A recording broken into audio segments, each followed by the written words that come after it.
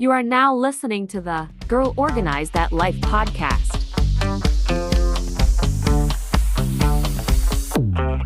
Coach L3. Hi, welcome to the Girl Organize That Life podcast, where I am your host, Leslie Latimore-Lorfils, affectionately known as Coach L3.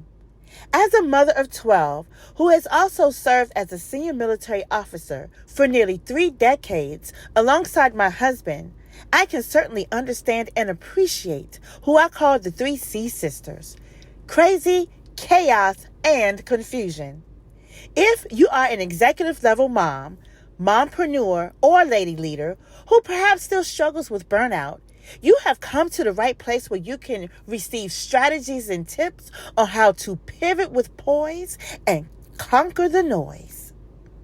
I invite you to take this journey with us to increase your clarity, your confidence, and to conquer the overwhelm.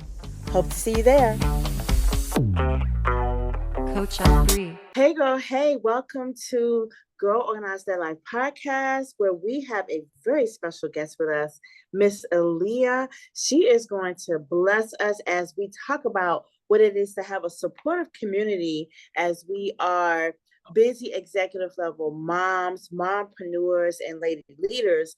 And oftentimes it takes a village to help us to do all of the things that we need to do and to feel like we're not stretched too thin. And so Miss Aliya is going to come to us and share with us some of her nuggets, I like to call them, and how she manages and what community that she uses to help her to be a 15-year childcare 2 centers owner, as well as a dynamic transformational coach. She's a mom, she's a boss, she understands all the things in terms of how we function and how we govern ourselves. So Aliya, welcome to the podcast. Welcome to the stage. So glad to have you.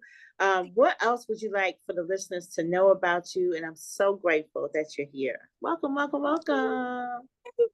Thank you. So I'm so honored to be here. It's interesting because you mentioned transformational coach, and it's so many words that you've used that I didn't even expect to hear in the same sentence or paragraph, with my name, because I've always been really quiet.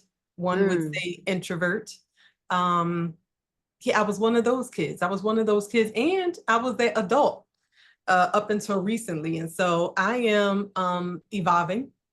I'm an evolving woman, have found her voice and really is navigating life, just enjoying it and loving it, and creating. So my life is really about legacy. And I didn't know this. Until I really take a look back over my life, and you mentioning about a supportive community and the environment. It's interesting because I grew up in a childcare home. So I personally have been doing this for 15 years, but my mother has been doing this work for 45 years. And wow. So, yes, I lived 4 decades. Wow. Yes, I've lived in childcare all my life. So that's all I've known. And that in itself was a community.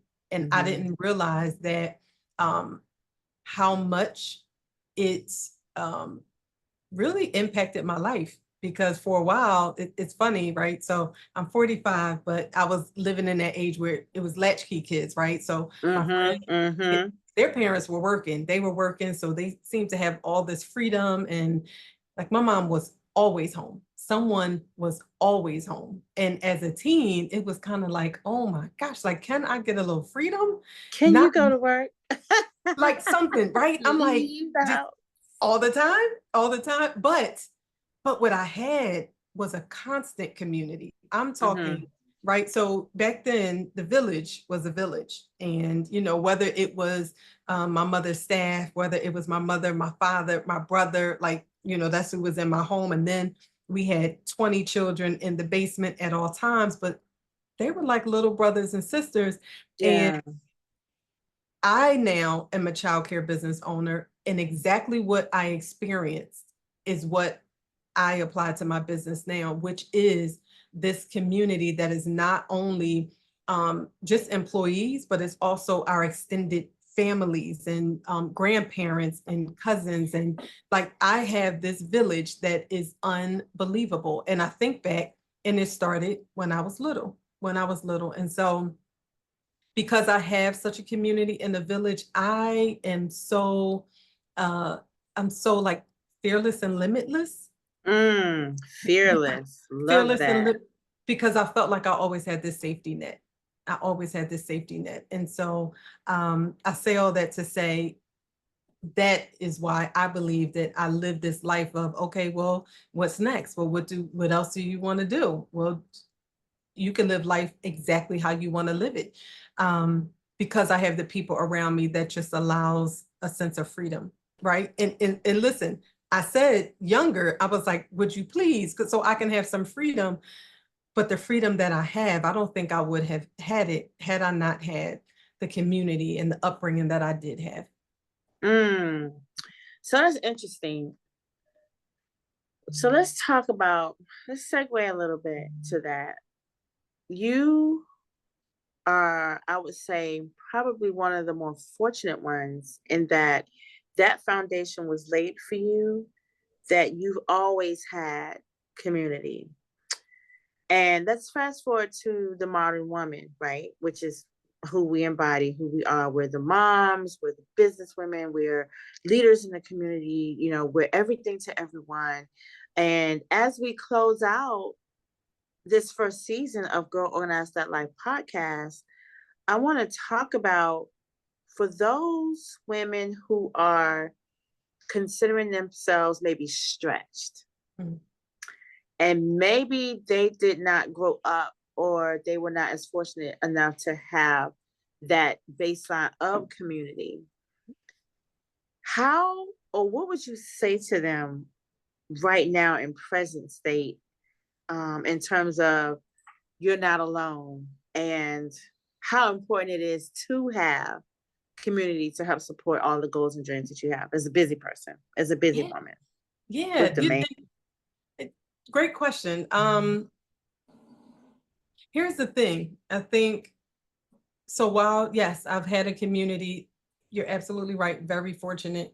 I'm a leader, I'm an entrepreneur, I have staff. And so even though I had the community, it wasn't always easy to rely on them or ask for help. I think sometimes a modern day woman can be like, I got this, I can do it, no worries. But not that I had to. I have help even at home, my husband, but I think what it took was to realize that I didn't have to do it alone. I had to start looking inward to really find out what it is that I needed and wanted, though.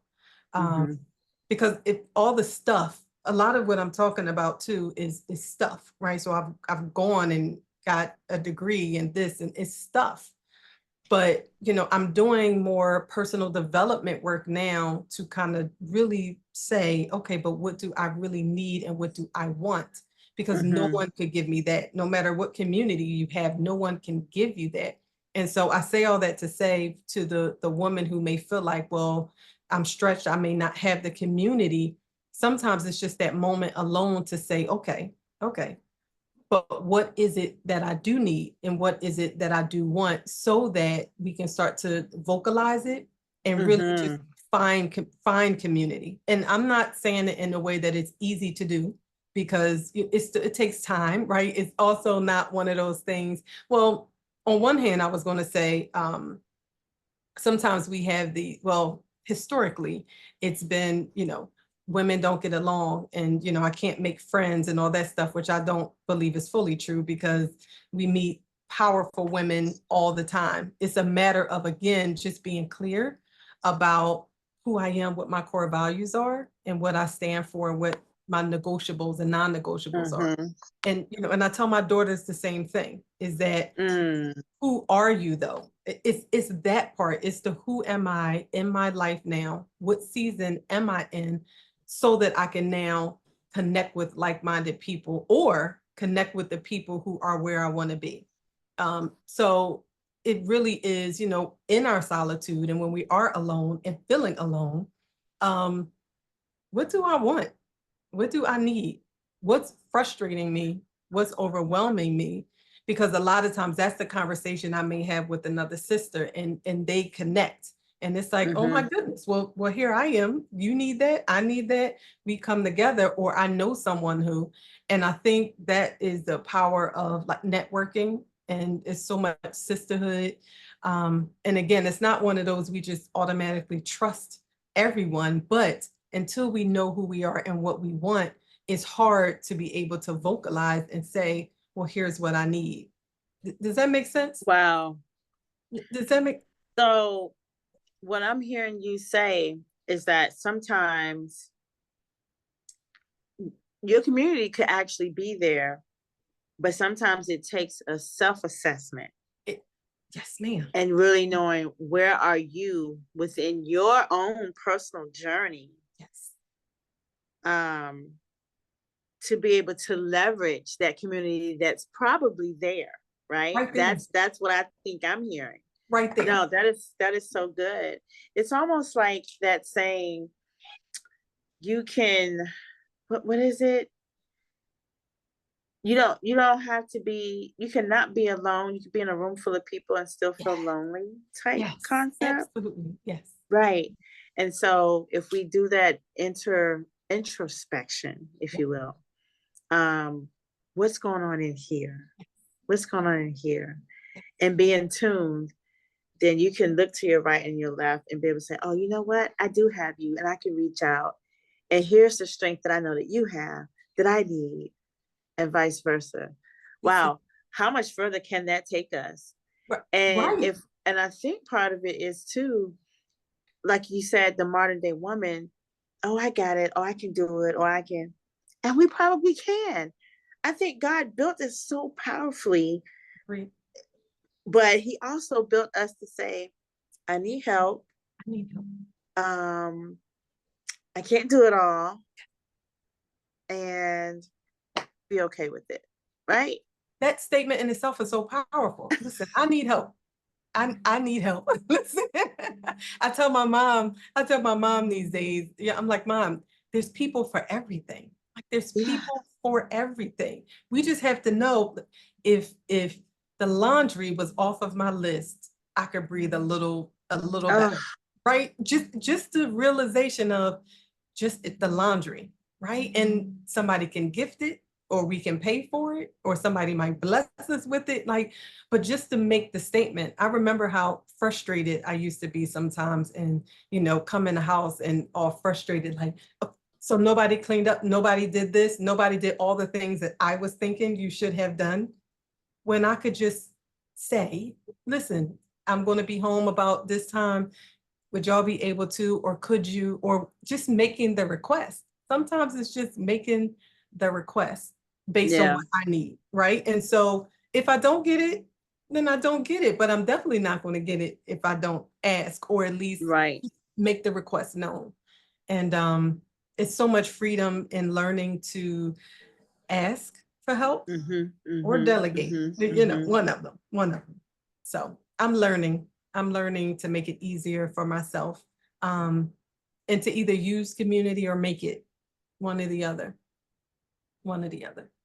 And I thought of something when you said, being in a room full of people, even the space that we're in, in the program that we're in, we're being made to kind of, to not made, but invited to share with people when they're not alone in something, right? And sometimes you can make a statement and feel like you are the only person experiencing what you're experiencing or feeling how you're feeling, but then you end up finding out you too. You too. Me too. Me. Oh my God. Listen. Yana, you are not alone. You are not alone. Listeners, those that are listening to this, let this free you all. Whatever pain point that you're having, whatever challenge that you're having in reference to having a community or not, or maybe not understanding it, there is someone out here in these airways that can relate. And myself and Aliya, I promise you we can, which is why we're sitting here having this very conversation right now. And at one point of us being here for you all is that we have to recognize when to take off the cape, when to take off the S on your chest. I talked about before, we always talk about that statement, push through. I've mentioned it. I'm like, oh my gosh, if I hear that statement one more time, push through. Sometimes we have to know when to push back, right? And Yes. that is where community comes in. So, Aliya, can you talk to us about more specifically, maybe how a family or friend or mentor has played a crucial role in helping you overcome challenges or something that you have wanted to achieve? Yeah. So I will say this. I knew a woman in my industry. I knew her in the city. I would see her around. And I really don't remember how I hired her to be an accountability coach. So I made this investment a couple of years ago. So my mentor and like-minded, I just don't remember how it started. But I hired her as my accountability coach just to be held accountable for stuff because I'm a visionary, so I have ideas all the time. And I'm like, oh, I want to do that. I want to do that. All this stuff. And I'm like, please just help me be focused and just help me do what I said I'm going to do. And the reason I bring her up is because 4 years later, 4 years later, because I connected with the right person, I made the investment. And I'm not saying every investment is money. Sometimes Right. the investment is time. Mm-hmm. Right.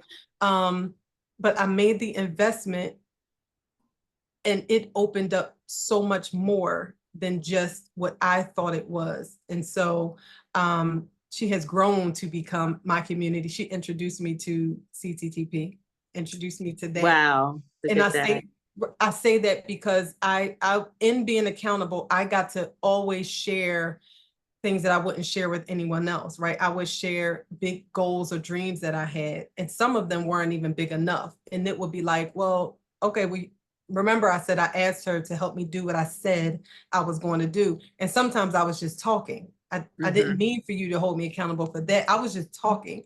But she was like, no, you said you were going to do this, right? And so it started with just my childcare business.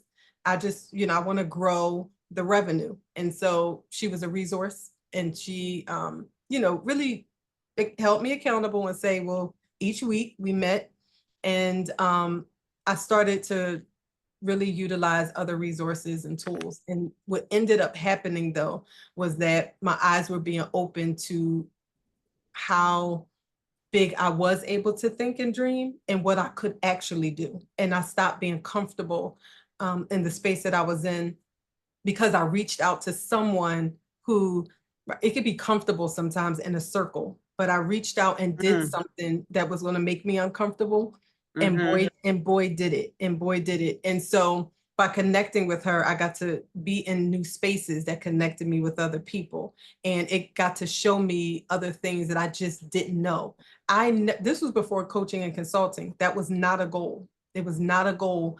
But because of the growth I was having, and because I was sharing the things I was doing in my business, she was like, wait a minute. So you're telling me that people keep asking you, if you could share with them what you're doing in your business, right?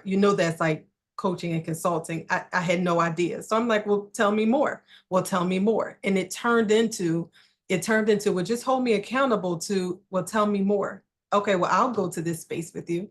And 4 years later, I'm 2 years into the coaching consulting revenue. Like I was just sharing in a video, I made a really big goal last year, was scared to do it. And we reached that revenue goal.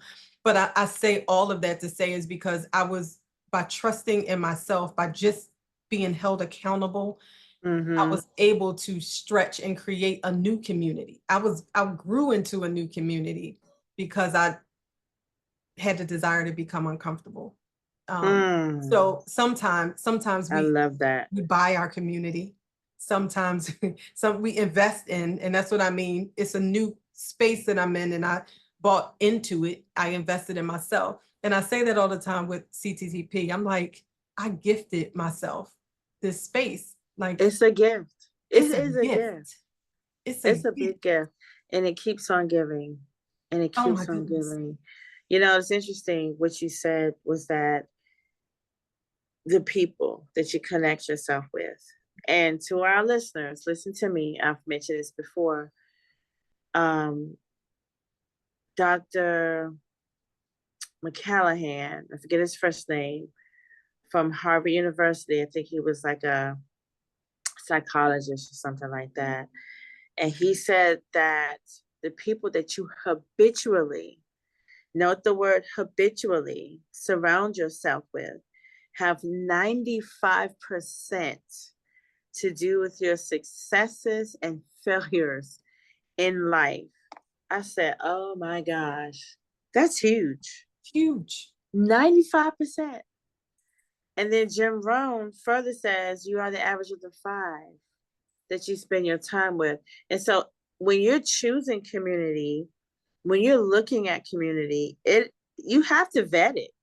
Yes. And if you're in the place, like you said, where you are not uncomfortable, right, you might want to review that. We should always be in a place of stretching, and not stretching to the point where it's like an unhealthy kind of stretch. That's not what I mean. A stretching where it's you're constantly trying to catapult to your next. Yeah.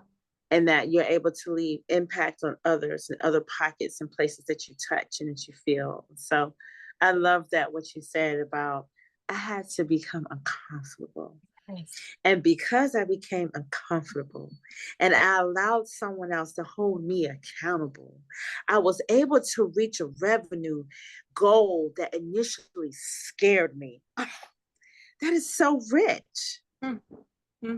But if you were comfortable, that's so good. Oh, I love and it's this. funny, right? Because you spoke on the podcast, Dr. Obiama Martin. Yes. All right, Aliya. Was she on there was she on there? So she the podcast is the result of the same thing. I said that I mentioned at the beginning, introvert, right? Like it was to the point where if we were having a conversation, I answer the question and I'm done. I'll say a few words and I'm done. And I wanted to be able to expand on that. I wanted to strengthen communicating with people if I'm going to be coaching and consulting. So we had that conversation, right. And she was like, we should just start a podcast. And I was like, no, wait a minute. Now, hold on a second. Now, wait a minute. Now, wait a minute. 2 years later, podcast still going. So, and that's what I mean. That's what I mean. And so I think it's related to what you mentioned in regards to your circle.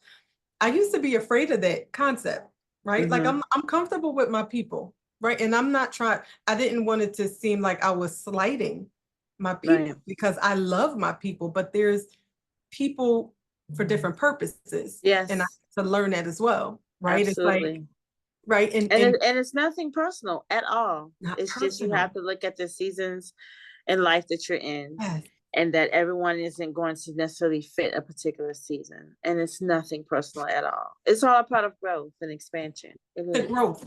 That's it. The growth. This is so good. This is so good. So Aliya, I love this. So what one immediate tip or strategy you could give our listeners in terms of how to embrace a healthy community if they feel they don't have one right now? So what first, I would say define what a healthy community is for you. You know, I tell my daughters that even in regards to, right, core values are not just for business, right? And so until we define what it is that we want, need, who we are, then we'll allow someone else to do it. And so instead of doing that, we need to define it for ourselves. And I'm not saying that, you know, that whole thought process will be easy or that it's a full aha, where it's like, it just comes to you. I'm not saying that. It takes time and it takes sitting with ourselves and kind of, I'll never forget someone saying like, right, this whole podcast thing is asking questions, answering. We can have that same